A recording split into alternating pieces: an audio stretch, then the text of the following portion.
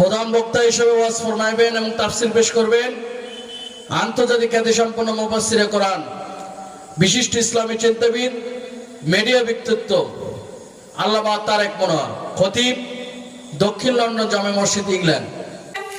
একটা তো জীবন আর মরণ তো একটাই, সকলের তরে আছে একই স্থান। তবে কেন এক নও হে মুসলমান, এখো এখো করি আহ্বান।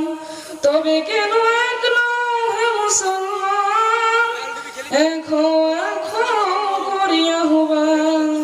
হাসরের মাঠে মিজানের মাপে লৌহে মাহফুজে পুলসে রাত একটা তো চাঁদা একটাই সূর্য, ধরাতে নিয়ম মেনে আলো করে দান।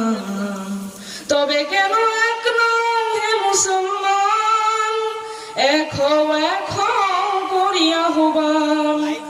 তবে কেন এক নও হে মুসলমান, এখো এখো করি আহ্বান। আমাদের প্রভু এক, একই নবীর উম্মত, জীবন বিধান এক, ওই সে বাণী কুরআন। আসসালামু আলাইকুম।